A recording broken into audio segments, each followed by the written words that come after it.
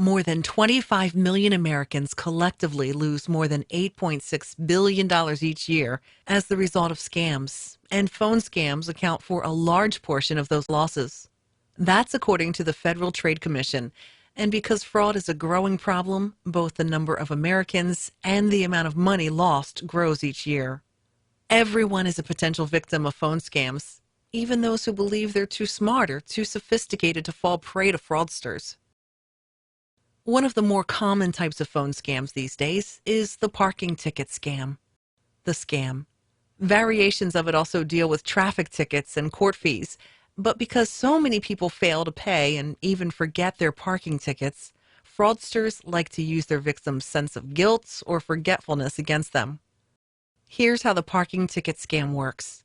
A person calls and identifies themselves as a representative of a local police department and informs you that you have a long, outstanding unpaid parking ticket and warns that you face fines or even arrest if you don't pay immediately.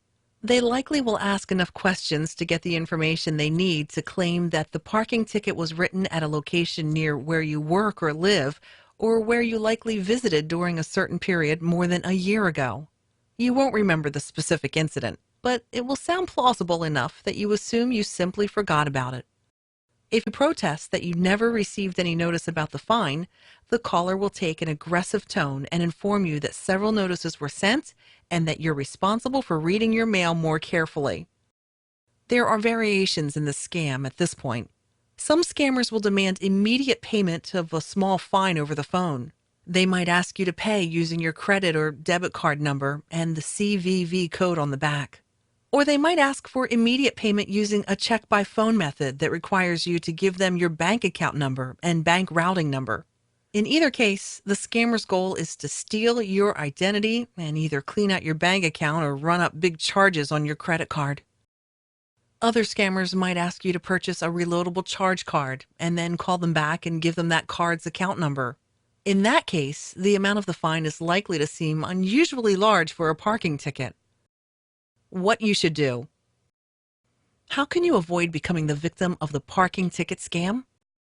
First, know that no police department will call you and demand immediate payment of fines over the phone.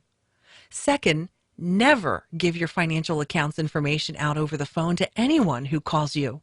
No legitimate organization does that. Giving out account information over the phone is always risky. But if you do it, only do it on phone calls that you initiate to known numbers of organizations that you trust. It is recommended to check your local law enforcement phone number before calling instead of returning the call at a number unknown to you. And always report any attempted or successful scam immediately to your local police.